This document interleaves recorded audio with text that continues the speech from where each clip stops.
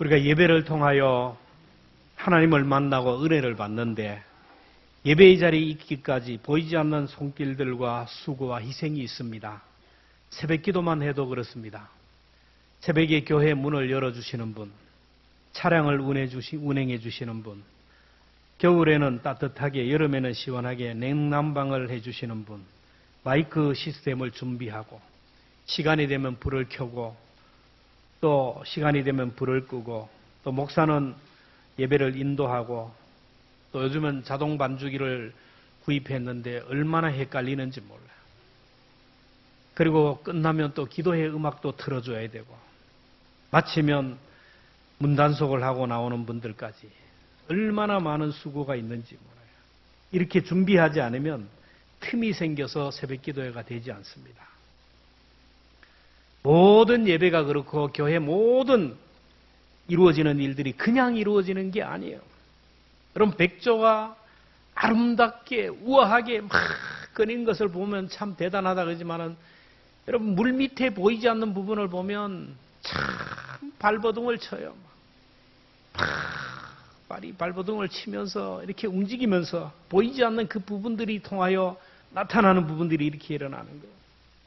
우리들이 눈에 보이는 이 아름다운 성전과 아늑하고 쾌적한 분위기만 보면 안 되고 보이지 않는 손길들이 있음을 알아야 돼요. 보이지 않는 시간에 와서 교회를 깨끗하게 청소하는 분들, 보수받고 하는 게 아니에요. 교회 구석구석을 깨끗하게 청소하는 분들이 있고요. 그리고 냉난방을 하고 주보도 만들고 찬양대가 얼마나 준비합니까? 반주하는 분, 흥금위원 방송실에서 1년 동안 주방에서 아무도 보이지 않는 곳이지만 이름도 없이 빛도 없이 봉사하고 헌신하는 분들이 있어요. 여러분들이 예배의 자리에 선 것도 그냥 된 것이 아닙니다. 보이지 않지만 성령님이 우리를 깐건하여 마음의 문도 열어지고 오늘도 교회 가고 싶은 마음이 없지만 하나님이 만져서 예배의 자리에 나오게 한 거예요. 우리가 철저하게 예배를 준비하지 못하면 틈이 생겨요. 핸드폰이 막 울립니다. 그리고 전화가 오면 전화받기에 나가요. 일 때문에. 왔다 갔다 하면요. 예배를 통하여 은혜 받지 못해. 나만 아니고 다른 사람도 그래요. 예배 시간에 지각해도 안 돼요. 미리 와서 오늘 주실 말씀을 찾아보고 오늘 예배에 은혜 받기 위하여 철저하게 기도하면서 빈틈없이 준비해야 은혜를 받아요. 오늘은 대림절 첫 번째 주일인데 대림, 대는 기다린다라는 말이에요. 림, 임재한다는 말이에요. 대림절에는 2000년 전에 오신 그 메시아가 오늘 우리의 삶 속에 내 가정과 우리 교회와 민족 가운데 임재하기를 기도하고 준비하는 절기예요. 우리 민족이 지금 정치적으로 우리 세계 안보적으로 얼마나 곤란한 가운데 이때일수록 주님이 오시기를 기도하는 저와 여러분 되기를 바랍니다. 예수님 당시 유대인들은 메시아 대망 사상으로 충만했어요. 메시아가 온다. 구약에서 예언했던 그 메시아, 다윗의 후손으로 오실 이스라엘을 구원할 그 메시아만 오면 우리 민족이 로마로부터 독립을 하고 먹고 살기 문제가 해결되고 우리의 모든 압제로부터 고난으로부터 구원을 받는다.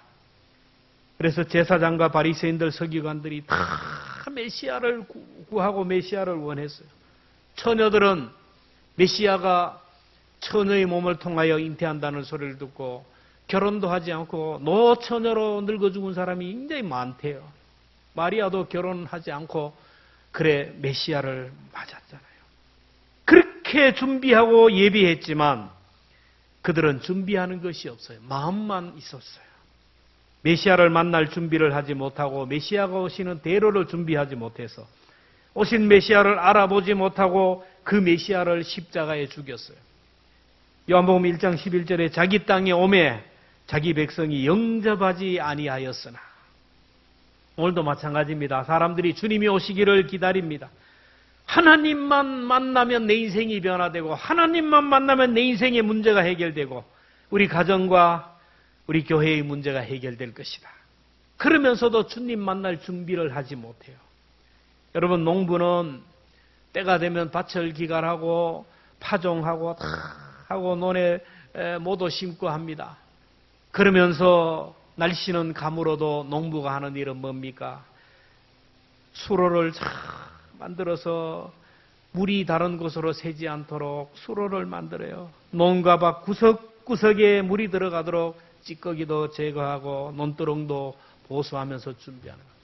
그러면 밤새 소리 없이 내리는 그 비가 그 수로를 통하여 농가 밭으로 촉촉하게 흘러들어가요. 마찬가지로 준비된 심령, 예비된 심령들 속에 하나님의 임재가 임할 줄로 믿습니다. 보이지 않는 곳에서 주님의 은혜를 사모하며 기도하며 말씀 읽으며 하나님의 은혜를 사모하는 사람들은 오늘 이 시간 함께 예배하지만 하나님의 은혜의 물질기를 준비한 사람들에게는 하나님의 은혜가 촉촉히 젖어 든다라는 거예요. 준비되지 못한 사람은 그냥 예배를 공치고 나가는 거예요. 오늘 우리는 그 옛날 만왕의 왕이신 예수님이 오시기 전에 주의 길을 예배하라고 외친 세례 요한의 그 메시지에 귀를 기울여야 됩니다. 오늘 4절에 보면 광야에서 외치는 자의 소리가 있어 이르되 너희는 주의 길을 준비하라. 그의 오실 길을 곧게 하라. 메시아가 오실 수 있도록 왕이 오실 수 있도록 왕의 길을 준비하고 왕의 대로를 닦으라는 거예요. 주의 길이라는 것은 영어로 보면 하이웨이입니다. 하이웨이, 고속도로예요. 고대에는 왕이 행차하기 전에 아마 몇 달 전부터 군사들과 사람을 보내어서 길을 닦아야 돼요. 왕의 대로입니다. 마찬가지로 인류를 구원한 만왕의 왕 예수님을 보내기 전에 이미 하나님의 사람들을 통하여 메시아가 오신다는 것을 예언했고 예수님이 오시기 전 6개월 전에 세례 요한을 보내서 다시 한번 주의 길을 예비하라고 말씀해 주셨어요. 그래서 만왕의 왕이신 주님이 행차하실 수 있도록 주의 길을 준비하라는 거예요. 왕이신 주님이 걸어서 오시든 마차를 타고 오시든 아니면 나귀를 타든 그 다음에 말을 타고 오든지 불편하지 않도록 길을 닦으라는 거예요. 골짜기는 메워버리고 웅덩이도 메워버리고 작은 산은 깎아버리고 굽은 길은 곱게 만들어서 왕이 오실 수 있도록 불편함이 없게 하라.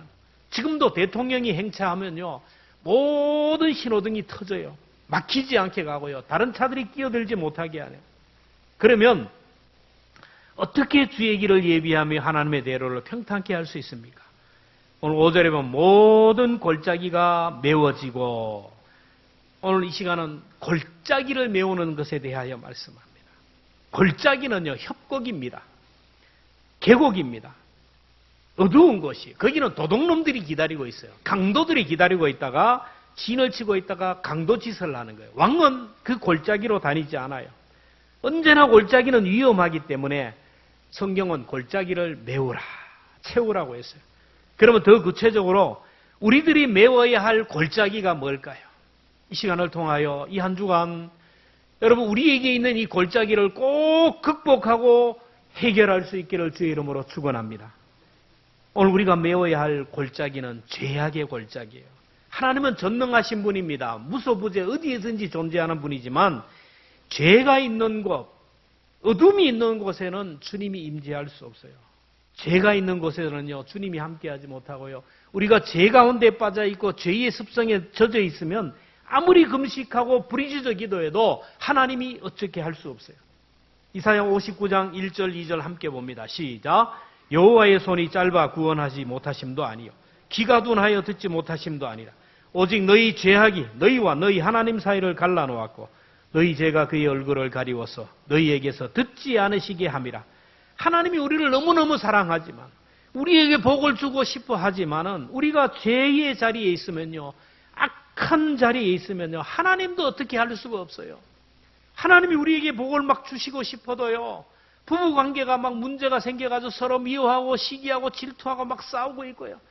인간관계에 막 얽히고 설키고 있고 아직까지 벗어버리지 못한 죄의 습관을 따라서 악한 자리에 있으면요 하나님도 어떻게 할 수가 없다라는 거예요.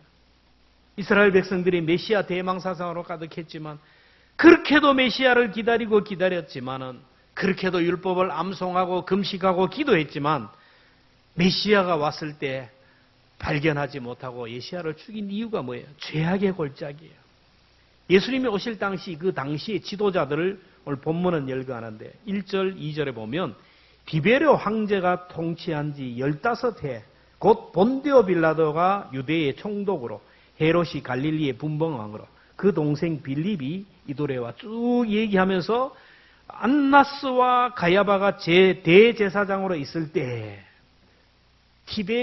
티베리오 황제는 로마의 황제입니다. 그 당시 로마가 전 세계를 정복하고 유다도 하나의 통치, 식민지 국가로 다스렸는데 빌라도를 총독으로 보내어서 다스리게 했어요.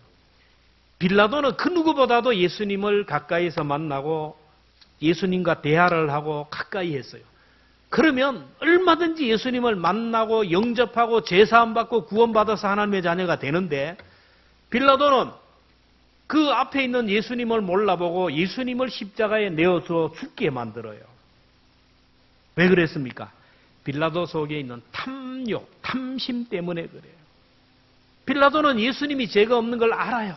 그래서 예수님을 석방하려고 몇 번 하지만 안 되는 거예요. 그 아내가 사람을 보내어서 그 죄 없는 예수에게 아무 짓 하지 말라고 얘기합니다. 그럼에도 불구하고 빌라도가 기득권을 지키기 위해서 죄 없는 예수를 죽여요. 그 당시 바리새인들과 서기관들과 제사장들, 특별히 대제사장 가야바와 그 안나스와 가야바, 요즘 얘기하면은 국회의장 정도로 나라의 지도자급이에요. 백성들을 선동합니다. 자기들의 죄를 지적하는 이 예수를 십자가에 못 박아 죽이기 위해서 백성들을 선동해서 데모를 하는 거예요. 빌라도를 압박합니다. 당신이 예수를 석방하면 밀란이 일어날 것이고 데모가 일어날 것인데 그러면 로마 황제의 그 문책을 받아서 당신은 면직될 것이다. 알아서 하라고 압박을 하는 거예요. 빌라도가 가만히 생각해 보니까 대다수가 예수님을 십자가에 못 박아 죽이라는 거예요. 그래서 결론을 내립니다. 소수가 죽어서 다수가 좋아하면 괜찮다. 이런 악법이 어디 있어요? 결국 예수님을 십자가에 내어줘 죽게 만듭니다. 그리고 이스라엘 백성들도 마찬가지예요. 예수님을 따라다니는 이유가 이 예수님이면 로마로부터 독립을 하게 되고 혁명정부를 만들어서 우리나라를 독립국가로 만들고 자유를 줄 것이고 경제적으로 잘 먹고 잘 사는 나라로 만들 것이며 이렇게 생각했는데 예수님은 계속 다니면서 얘기가 하나님의 나라만 얘기하거든요. 그런 거 필요 없다. 그런 예수 필요 없다. 예수를 십자가에 못 박아 죽여라. 이렇게 된 거예요. 그리고 헤롯도 나오잖아요. 헤롯은 자기 동생의 부인이 너무 이뻤는가 봐요. 여러분 사람이 너무 이쁘면 위험해요. 이쁜 사람 데리고 사는 사람은 위험해요. 헤롯의 동생의 아내가 너무 이쁘니까 헤롯이 이 여인을 자기 아내로 빼앗기 위하여 동생을 죽여버려요. 누명을 씌워서. 그리고 그 아내를 자기 아내로 삼는 거예요. 이걸 보고 세례 요한이 막 책망을 하거든요. 똑사의 자식들이라고 하면서. 그러니까 세례 요한을 미우니까 세례 요한의 목을 따서 죽이잖아요.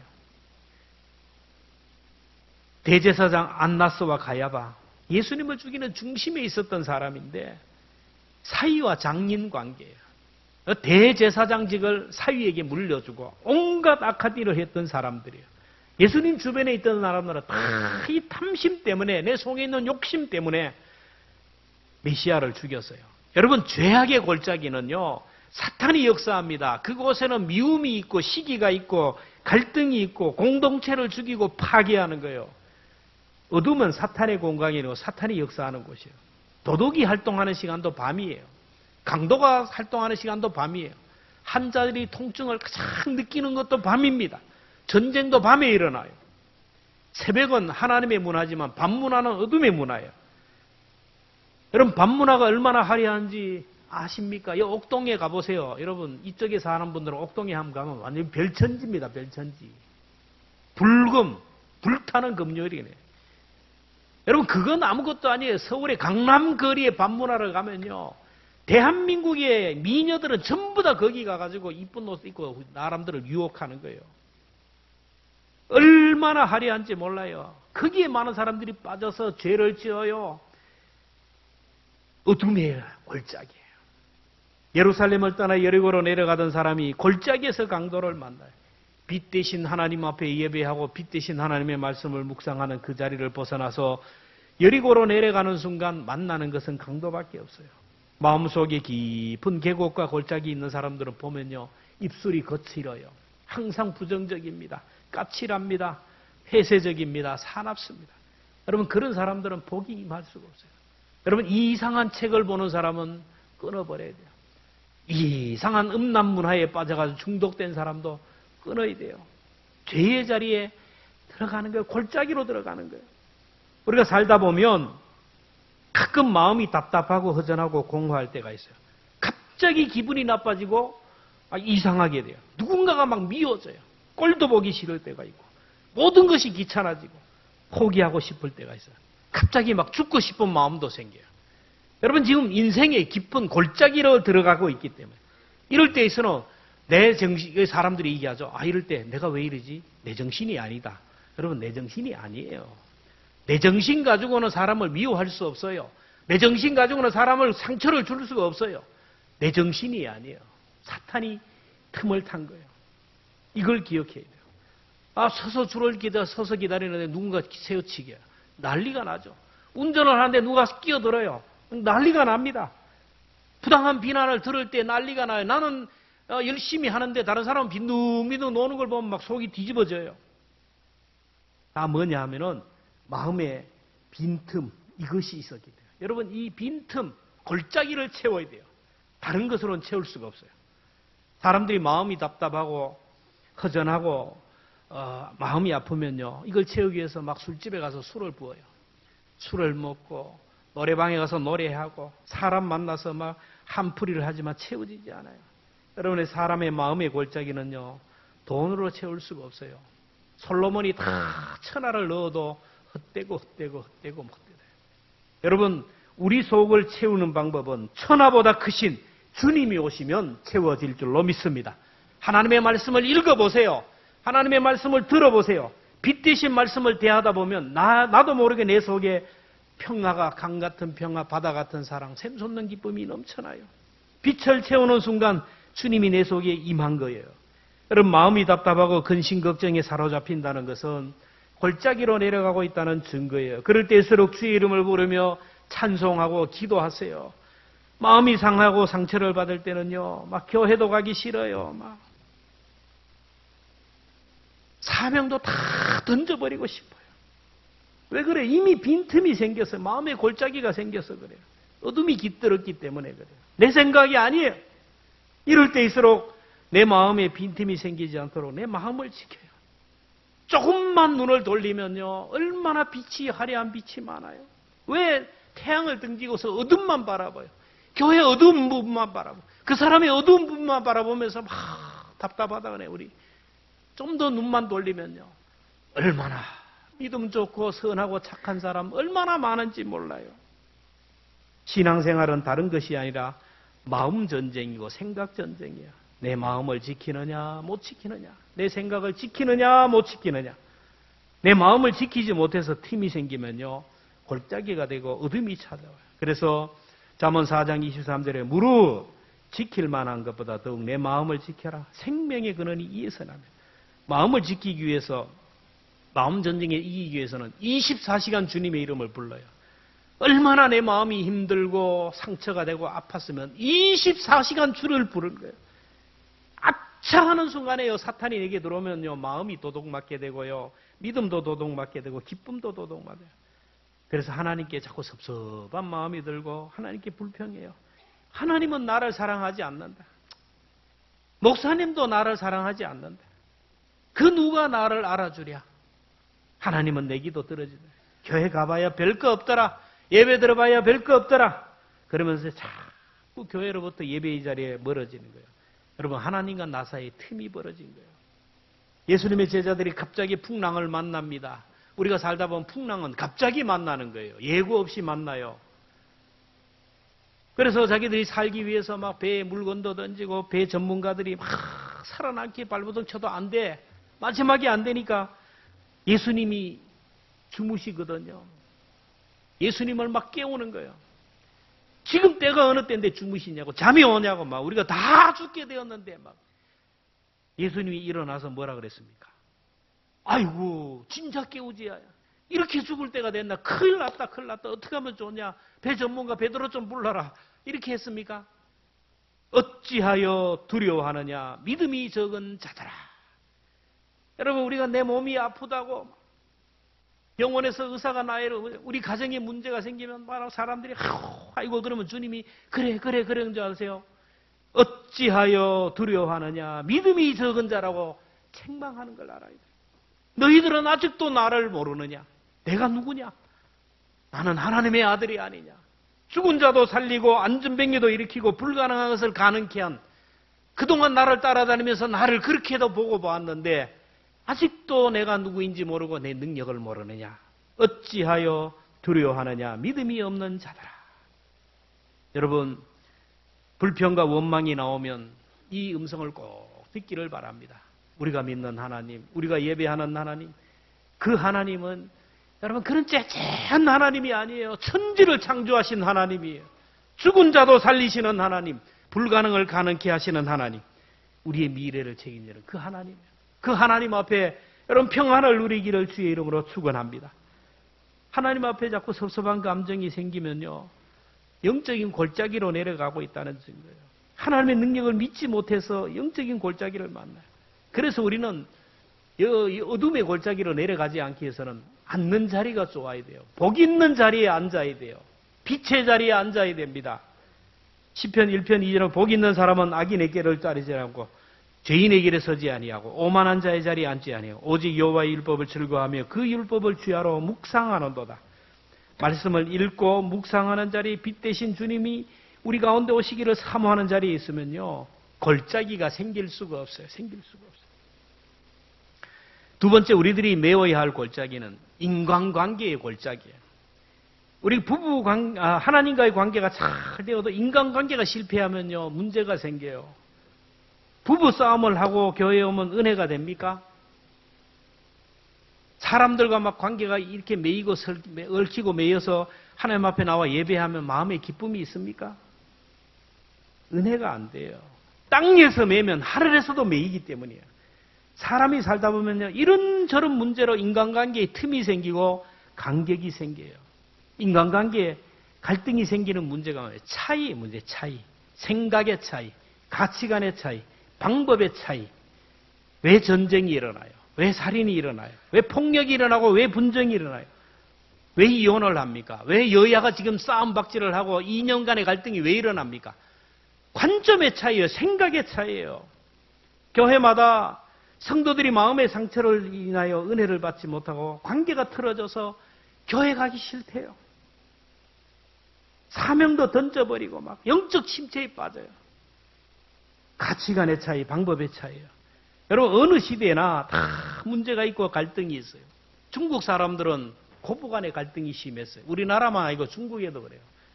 고부간의 갈등이 심한데, 고부간의 갈등이 있으면 그 사람들은요, 서로 입장을 얘기한대요. 시어머니는 며느리한테 너 왜 이러냐, 며느리는 시어머니한테 막 이래 서로 얘기하다가 누군가 담벼락 밖으로 지나가면 막 소리를 질러서 싸운대요. 그리고 그 사람 부른대요. 불러가지고 앞에 세워놓고 며느리는 자기 얘기를 하는 거야. 막 이랬는데 이게 맞습니까? 시어머니는 또 재판해 주기를 막 재판 싸운대요. 인도 사람도 고부간의 갈등이 심하대요. 근데 인도 사람들은 고부간의 갈등으로 싸운다는 소리가 들리면 그 동네에 있는 며느리하고 시어머니가 다 간대요, 그 집에. 그래가지고 며느리는 며느리대로 시어머니는 시어머니대로 서서 서로 응원을 하는 거예요. 시어머니가 막 얘기하면 맞아. 며느리가 하면 맞아. 서로 막 얘기하고 있던데 그러면 되냐고 막 치고받고 싸우다가 그러는 동안 스트레스가 다 풀려요. 고부 경기에 심판격이 되는 그 마을의 촌장이 그만 신호만 떨어지면 그렇게 싸우던 시어머니하고 며느리가 손을 잡고 웃으면서 히덕히덕거리면서 집으로 돌아간대요. 근데 우리나라는 어때요? 이 양성화가 안 돼요. 양성화. 항상 음지가 많아요. 앞에서는 허허 아무렇지 없네 웃고 뒤에 가서 뒷담화치고 막 문제가 있어요. 여러분, 문제가 있고 오해가 있으면요, 직접 찾아가서 갈등을 풀어야 돼. 이게 가장 좋은 방법이에요. 미국 사람들, 유럽 사람들은 그래요. 우리 동양 사람들은 체면 때문에 그리고 뒤에서 상처 가지고 말만 하는 거예요. 우리가 입장을 바꿔놓고 생각해 보세요. 저 사람이 나를 정말로 미워하고 증오하고 공격한다. 나는 안 그렇잖아요. 나는 내가 사람이 의도적으로 누구를 미워하고 증오하고 공격하는 사람이 어디 있어요? 오해예요, 오해. 생각의 차이, 관점의 차이 때문에 그렇다라는 거예요. 나도 힘들지만 그 사람도 힘들 수가 있어요. 언제나 성도들을 축복하고 위하여 기도하는 목사도 오해를 해요. 가만히 있는데 오해를 해요. 가만히 있는데 오해를 해요. 그렇다면 여러분들은 더 해요. 마음의 골짜기를 만들면 안 돼요. 누구에게 상처를 받아서 골짜기에 머물면 안 돼요. 여러분 대림절 기간 동안 여러분 골짜기를 메웠으면 좋겠어요. 서로 만나서 용서를 구하고 용서하고 해서 마음의 엉거리를 풀어야 돼요. 이걸 안 풀면요. 우리 가정에 메인인 게 너무 많아요. 땅에서 풀어야 풀어져요. 이거 안 풀고 아무리 기도하고 아무리 헌신해도 다 헛일이에요. 말씀대로 살아야 돼요. 우리 인간관계에서 극복하는 이 골짜기를 극복하는 방법은 성경적인 방법이 없어. 나는 죽고 예수님이 사는 삶. 남을 나보다 낮게 여기는 예수님의 방법이에요. 그럼 무술에서 36개가 있는데 36개가 뭐죠? 36개가 뭡니까? 도망하는 거죠. 어떤 사람은 힘이 없으니까 도망한다는 거예요. 근데 그게 아니에요. 무술 종목 가운데 공격법과 수비법이 합해서 36개가 있대. 36가지가 있어요. 검술도 있고 창술도 있고 봉술도 있고 각법도 있고 검법도 있고 막 실력이 36가지인데 실력이 워낙 고수예요. 워낙 뛰어난 고수라서 누군가 대들려고 싸우면 이 사람을 공격할 수가 없어요. 워낙 뛰어나기 때문에. 제가 오늘 예배를 마치고 내려가는데 한 7살, 8살 아이가 저한테 막 대들면 막 하면은 이거 때릴 때가 있겠어요? 한 방에 먹으면 끝나는데 여러분 무술 고수가 그 사람의 급소가 어디인지 알기 때문에 막 덤비면 여기 때리면 죽어버리고 요 때면 부러지고 때릴 데가 없는 거예요. 때릴 데가 없는 거예요. 그 사람을 살리기 위해서 무술 고수가 도망을 하는 거예요. 뛰는 거예요. 살리기 위해서. 근데 따라오면서 사 바보예요. 그 앞에 있는 고수가 얼마나 고수라는 걸 알면 지가 먼저 도망할 게 아닙니까? 성경적으로요. 믿음이 있는 사람이 져주는 것이고 하나님의 사람이 피하는 거예요. 목사와 장로가 싸우면 누가 이길까요? 우리 교회는 그런 게 없어요. 오해하지 마세요. 다른 교회들 목사와 장로가 싸우면 누가 이겨요? 대답해 보세요. 누가 이겨요? 장로가 이겨요? 맞아요. 장로와 성도가 싸우면 누가 이길까요? 대답이 시원찮네. 우리 믿는 사람과 믿지 않는 사람이 싸우면 누가 이겨요? 믿는 사람이 이기면요, 내가 이긴다 그런 사람은요, 그 사람은 전도 못해요. 그 사람은요, 그지에게서 왕따라 당해야 되고 혼자 잘났어. 절대로 그 사람은 그 사람을 전도하지 못해요. 내가 죽고 예수님이 사는 삶, 성경적인 십자가의 삶이에요. 남을 나보다 낮게 여기는 고수의 삶입니다. 믿음의 사람일수록 36개를 잘 했으면 좋겠어요. 여러분 36개를 잘 할 수 있기를 축원합니다.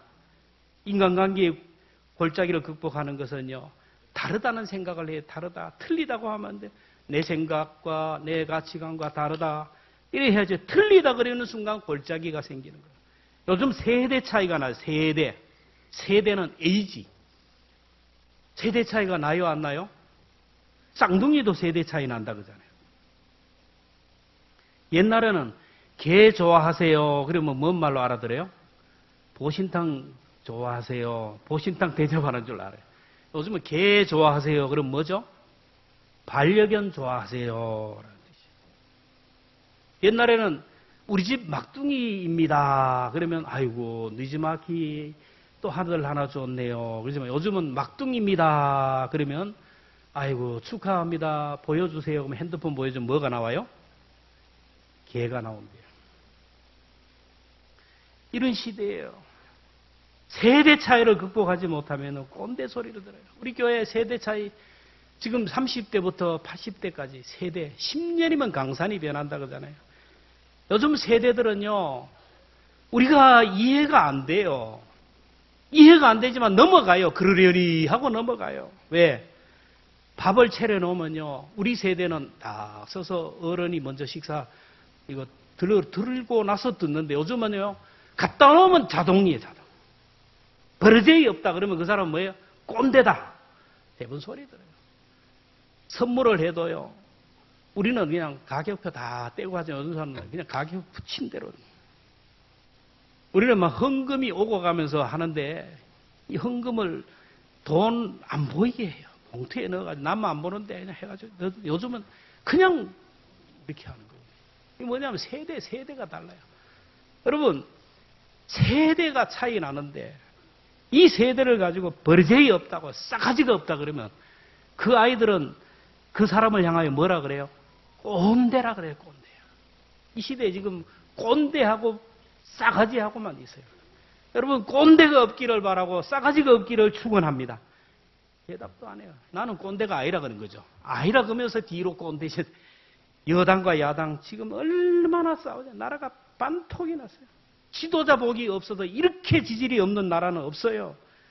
여러분, 나라와 민족을 위하여 기도해야죠. 다름의 미학을 배워야 돼요. 달라요. 저 사람이 생각과 내 사람이 생각. 같은 세대인데요? 아니에요. 같은 세대라도 그 사람의 성장 과정이 있어요.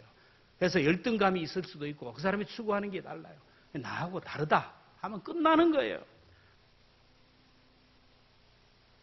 바울을 통하여 주시는 하나님의 말씀 가슴에 새겼으면 좋겠어요. 고린도후서 6장 11절부터 함께 읽습니다. 시작.